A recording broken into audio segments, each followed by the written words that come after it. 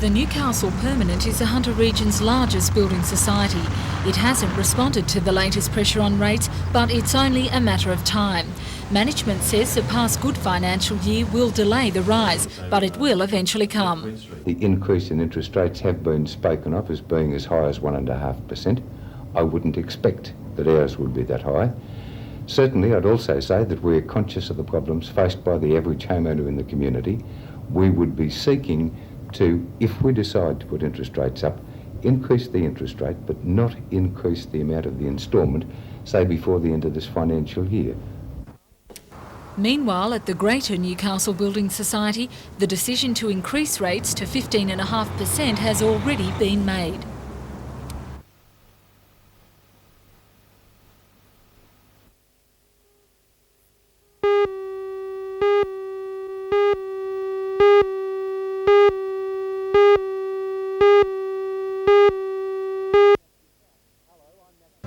Hello, I'm Matthew Clark. The Royal Australian Navy's only oceanographic research vessel has arrived in Newcastle for a $2 million refit. The HMAS Cook is scheduled to go into the State Dockyards dry dock tomorrow for its 8-week maintenance refit. Join Ray Deneen and Anna Manzoni for all the news tonight at 6.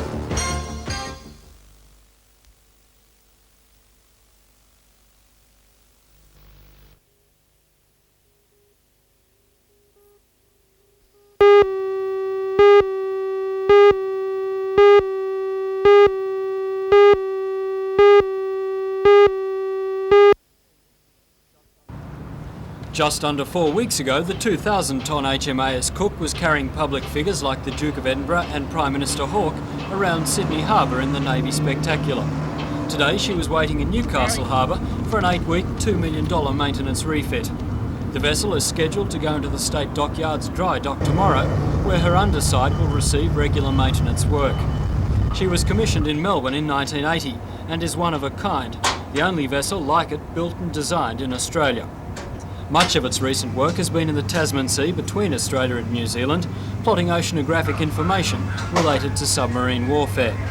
When at sea, Cook has 120 people on board, and last financial year she spent more than 240 days out of dock.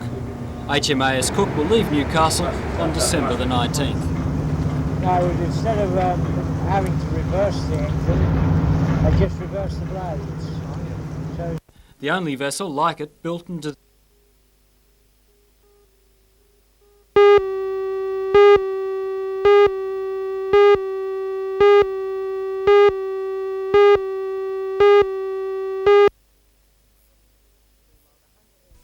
Meanwhile, the Hunter area's hospitals fared quite well in the report, with little or no waiting time being experienced in most of the major surgical disciplines. The Royal Newcastle Hospital reports no waiting time for paediatric, obstetric, gynaecology, neurosurgery and cancer surgery. Most paediatric surgery, however, is performed at the Mater Hospital. For urology, vascular, thoracic, ear, nose and throat in general, there's an average waiting time of 4 to 6 weeks. Those areas experiencing longer delays are dental, over 1 year, ophthalmology, over 1 year, and orthopaedic, 4 to 6 months. Belmont Hospital do very little paediatric, vascular and eye surgery, and no neurosurgery or ear, nose and throat surgery. In all other areas, though, they report the same waiting times as the Royal Newcastle Hospital. One couldn't be complacent about waiting times which involve patient discomfort. For example, in orthopaedic surgery, there is a considerable waiting time for elective hip and elective knee replacements. The area board last night discussed this matter and made recommendations about the provision of additional staff surgical capability.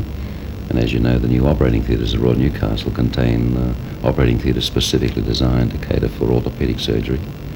2 of the 4 there have Charnley enclosures of the type which has been shown to be ideal for orthopaedic implant surgery.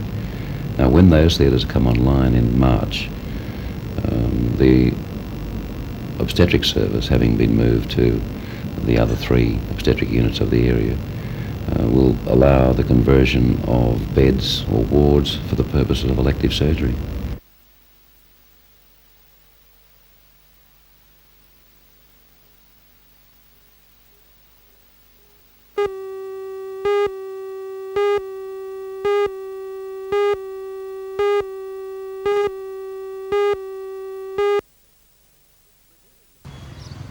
Revealing the purchase price of $250,000, Club Secretary-Manager Bob Ferris said it had long been the aim of the Board of Directors to acquire the neighbouring premises. Mr Ferris said the directors are assessing a number of options to develop the site, which could include the hotel building being retained in the future expansion plans. The Sportsman's Arms is leased until February and it will continue to trade until plans are finalised early in the new year. Mr Ferris said the board's objective is to provide larger and better facilities for members, particularly the provision of more upmarket restaurant facilities. The Secretary-Manager described Wests as already one of the largest and most successful registered clubs in the Hunter region.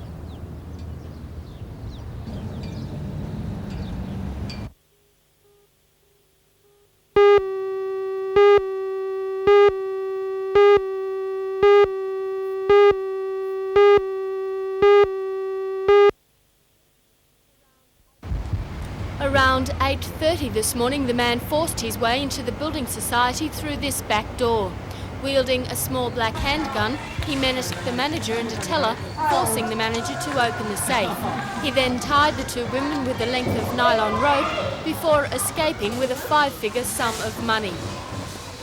The women were brought here to Charlestown Police Station where they were interviewed by detectives. They described the man as being in his late 30s, short and overweight, and he had a tattoo on his right hand. At the time of the robbery, he was wearing a grey tracksuit, black thongs, and a navy hat bearing an Andy Cap design. I appeal to any of the members of the public who may have been in the vicinity of the Julesstown Plaza shortly before 8:30 or shortly after 8:30 that may have seen anyone acting suspiciously or any vehicles that were acting suspiciously in the area.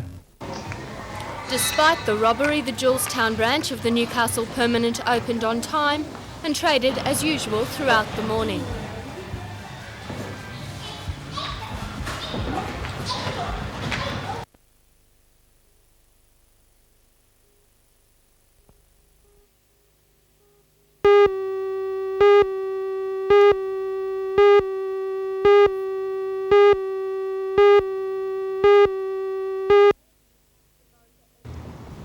The Motor Expo at Newcastle City Toyota attracted car buff and commuter alike. Inside the front door stood a temptation or two to make the hip pocket nerve positively tremble. The Silver Lady demonstrated how quickly your cash might disappear if you were tempted by this Rolls-Royce Silver Spirit. For a cool $250,000, it could be yours. But not the 33 Rolls-Royce Continental standing by its side, which was not for sale. Also on display was the Celica GT4 convertible, a car which may never be on sale in Australia. It's a constant four-wheel drive model which wouldn't be economical to manufacture on the small Aussie market. But stepping outside the showroom, the dreams became more realistic. The motor show organiser Rod Williamson said Australians are becoming more sophisticated in their choice of motor vehicle, and at the expo there was plenty to excite the prospective car buyer.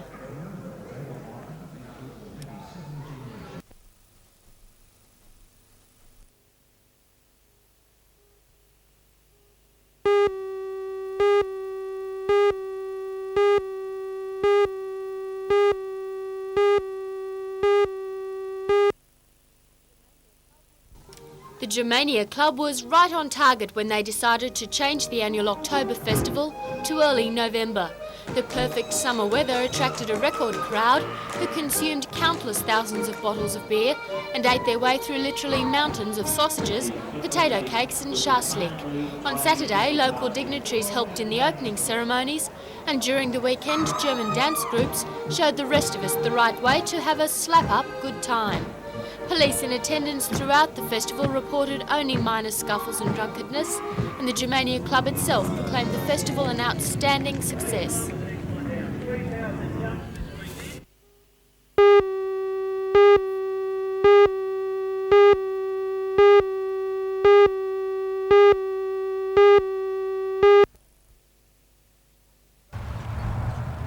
It's day 3 of the murder investigation. So far, the 20 detectives working around the clock have interviewed at least 100 people. Inquiries have shifted today to Araring, where Mr Simpson was employed as an accountant for Newcomb Collieries. The brutal murder of the 45-year-old scoutmaster has left police without an obvious motive. The close-knit community of Toronto remains in shock.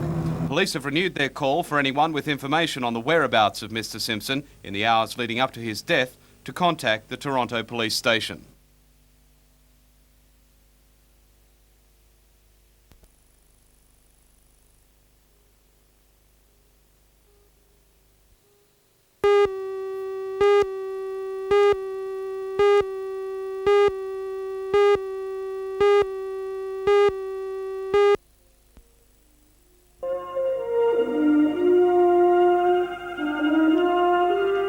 Meanwhile, in London, Jack is preparing to leave for Australia the following day. Surely this must be a very lonely life for you, Kay, away from all the family, all your friends? Oh, I can fight my own particular battle here. Jack will be here very soon, I think, Fleur. Yes. Remember Blue Hills, the Argonauts and Search for the Golden Boomerang? Novocastrians with a taste for radio drama will once again have their desires catered for. The fledgling NUR drama company will begin running advertisements this week aimed at getting people to prepare a demonstration tape. They want to select a troupe of 20 to produce a monthly radio drama. NUR is hoping to attract new actors, as well as Newcastle's golden oldies who may have acted in radio dramas in the past. The head of the university's drama department, Victor Emilio, believes radio drama is needed as an instrument for developing actors' voices.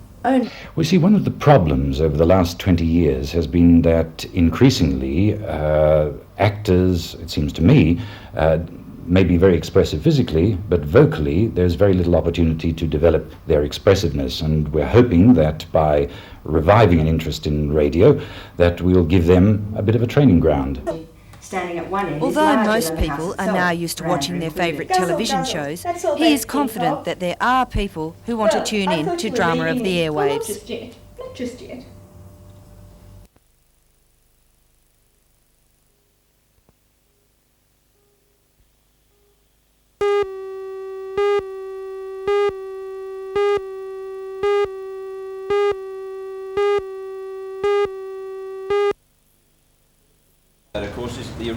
It was the Minister for Public Works, Laurie Brereton, who originally commissioned the new hospital when he was Minister for Health. But today his predecessor, Peter Anderson, along with the State Treasurer, Ken Booth, pledged their money in support to the project, which the final cost will top $150 million. Fittingly, it was Mr Brereton who handed over the letter of acceptance from the Department of Main Works to the successful tenderess McCloy Hutchison. Then it was a quick demonstration of the high-tech computer responsible for the design and drafting of the complex. The new hospital will provide a training resource centre for doctors graduating from Newcastle's University. They'll study medicine, surgery, obstetrics, paediatrics and anatomical pathology.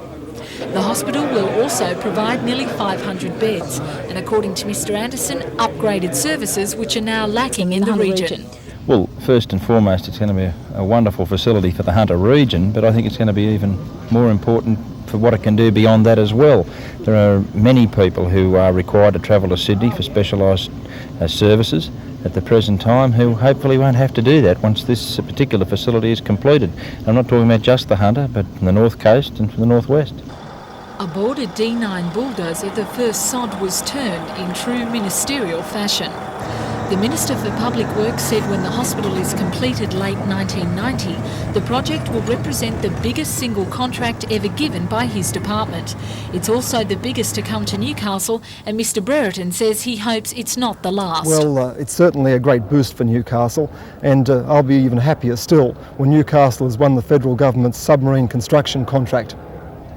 And how assured are we of that? Well, the state government has indicated that it will match and indeed better any offer from any other state. We intend to make sure that Newcastle, which has the best infrastructure and the best strategic basis, should be the successful site.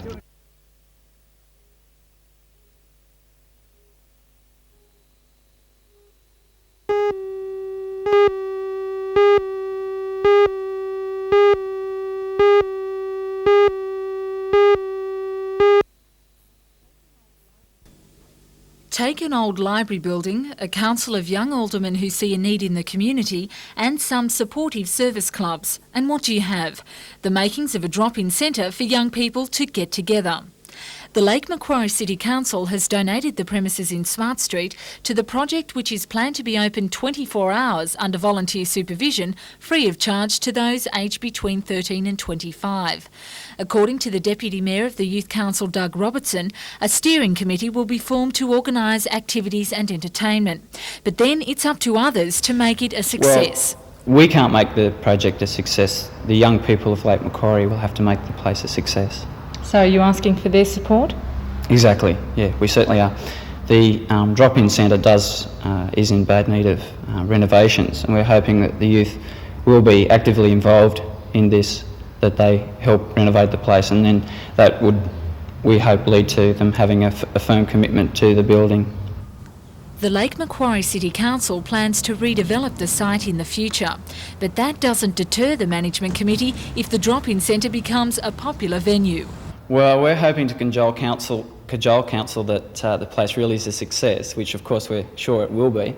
And we think that maybe if the place is a success, that we can sort of get the developers to build on an extension for the Youth Council for this particular purpose.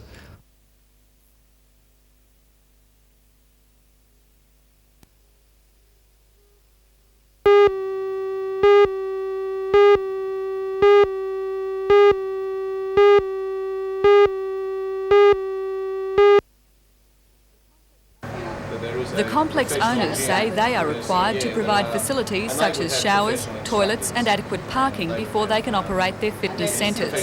They say by holding aerobic classes in council-run halls, these restrictions can be avoided and costs cut accordingly. If the classes are run by a professional group, they consider it a simple case of unfair competition. If the classes are run by amateurs, they say those participating may be at risk. Well, in most cases, the people that are conducting the classes have no qualifications and have no professional indemnity for any instructions that they might give the people that are in the classes. The Mayor of Maitland, Alderman Peter Blackmore, says the system of hiring out council halls may need to be reviewed.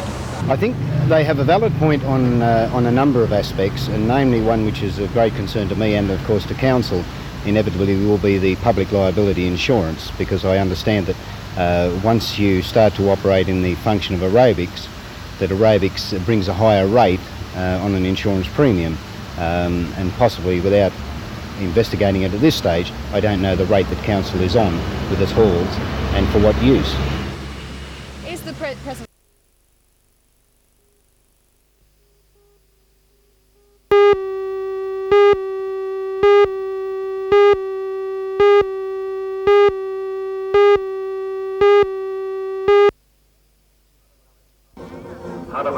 The weather may have been more pleasing to farmers, but didn't deter a large crowd from enjoying the activities at this year's festival. Among the attractions were these hot rods and street machines from throughout the Hunter Valley in New South Wales. For the bargain hunter, there were plenty of stalls, and for the music lover, plenty of bands, including the Kahaiba Brass Band.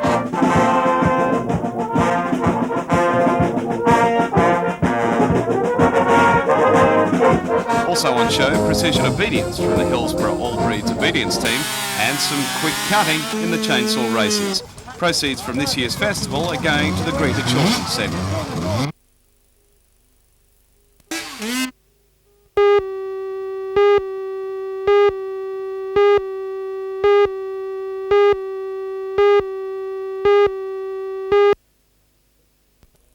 Mr Caron addressed the delegates on the final day of the conference after returning only yesterday from a 2-week tour of Southeast Asia. He told delegates Australian primary producers could benefit through increased agricultural trade with that region. And he says farmers can lead the way in Australia's economic recovery by not only producing for certain markets, but also marketing what they produce. You have to actually get into marketing, really develop markets, because, for example, just with horticultural exports, New Zealand does 6 or 7 times as good as Australia does, and that's because they've applied their efforts, they've applied their intelligence, and they've been doing better. Now we can do just as well, and we've just got to do it. And it's a view shared by Mr Caron's state counterpart, Jack Hallam. Mr Hallam says the wine industry in the Hunter is a good example of what primary producers can achieve if they're aggressive in their marketing. The wine industry in the Hunter Valley is to be congratulated. They're very aggressive in the international market. I've seen some of the top brands here selling in London for $20 a bottle, equal to French wines, and I think that's very important for the Hunter Valley. And they're also working in the domestic market with their benchmark and classic promotions. And here, of course, you've got a good poultry industry in the Hunter and a very stable dairy industry. So the Hunter Valley is probably better off than other regions within New South Wales.